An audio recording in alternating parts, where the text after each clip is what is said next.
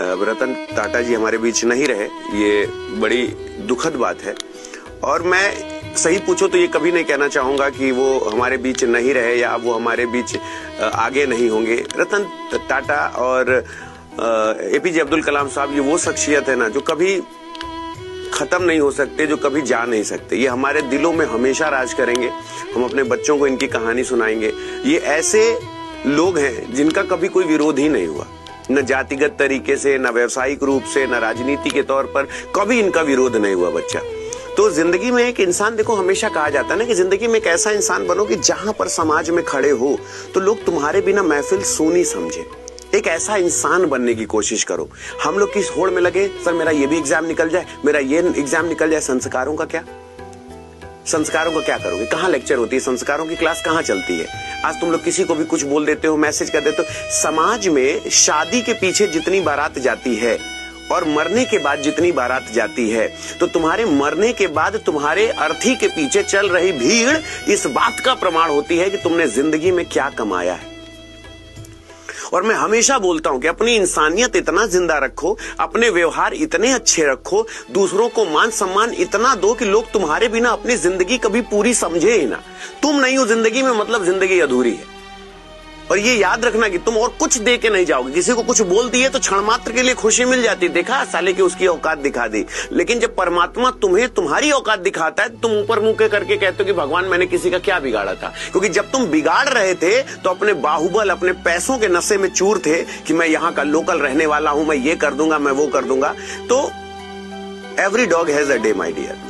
आज रतन टाटा जी जब इस दुनिया में नहीं है तो मुझे एक भी ऐसा व्यक्ति नहीं होगा, ना मैंने आज तक उनके जीवित रहने पर, और आज जब वो आप हमारे हृदय में जीवित हैं, आज भगवान उनको अपने चरणों में स्थान दे चुका है, तो आज भी उनका एक विरोधी मुझे नहीं मिला, कभी नहीं मिला। और ना ही एपीजे अब्दुल कलाम साहब जैसी शख्सियत का। कभी एक वो ऐसी शख्सियत है जिनके साथ किसी ने हिंदू मुसलमान नहीं किया। तो हमेशा मैं आपसे बोलता हूं कि बेटा संस्कारों की कोचिंग नहीं होती, संस्कारों का पेड बैच नहीं होता, संस्कारों की लाइव क्लासेस नहीं होती। संस्कार वो होते हैं कि अतुल भैया मेरी जिंदगी में है, आपके माँ बाप ने आपको क्या सिखाया है, आप जितने अच्छे इंसान बनेंगे जीवन में आप उतना आगे बढ़ेंगे। आज हम आपकी जिंदगी में हैं, कल नहीं होंगे। जो छोटे भाई बहन मुझे भैया बोलते, मैं हमेशा यही बात सिखाता हूँ कि जिंदगी में अच्छा इंसान अगर बनोगे तो तुम पैसा सोच भी नहीं सकते तुम कितना कमाओगे। तुम्हारे घर वाले लोग बोलते ना हम बड़ी गरीबी में जिए, लेकिन आज मेरे पास 20 फॉर्चूनर है, 2 बीघे में मेरा मकान बना हुआ है, आज करोड़ों अरबों की संपत्ति है। ये सब मैंने खुद, तुमने नहीं बनाया है। तुम्हारे साथ जो दुआएं चल रही थी, तुम्हारे साथ जिस चीज पे तुम हाथ रख देते थे वो सोना हो जाता था। क्यों? क्योंकि जैसे तुम हमारे सामने आए, हमने कहा बउआ खूब उन्नति करो बाबू, खूब जीवन में आगे बढ़ो, माता रानी खूब तुम्हें सद्बुद्धि दे, खूब ईश्वर तुमको आगे बढ़ाए, इस वजह से तुम आगे बढ़े। तुम अपने पापा के पास गए, पापा कहें बउआ हमारा खूब बड़ा आदमी बन जाए। तुम दीदी का पैर छुए तो दीदी कहें हमारा भैया खूब आगे उन्नति करे। छोटे छोटे बच्चों को तुमने खूब प्यार दुलार किया, हमारे चाचा खूब आगे बढ़ जाए, हमारे मामा खूब आगे बढ़ जाए, तो तुम आज तरक्की कर रहे हो। तो कभी भी ये मत सोचना कि तरक्की में सिर्फ तुम्हारा योगदान होता है, ठीक है ना। तो बच्चा आज का दिन दुखद होने के साथ साथ जीवन का एक काल होता है कि एक समय के बाद इंसान को जिंदगी एक किराए का घर है, एक ना एक दिन बदलना पड़ेगा और मौत जब तुमको आवाज देगी घर से बाहर निकलना पड़ेगा। लेकिन परमात्मा हमेशा ऐसी शख्सियत आपको बनाए कि आप लोगों के दिलों में राज करें। अर्थी के पीछे चलने वाली भीड़ इस बात का प्रमाण होती है कि आपने जिंदगी में क्या कमाई की है, ठीक है ना।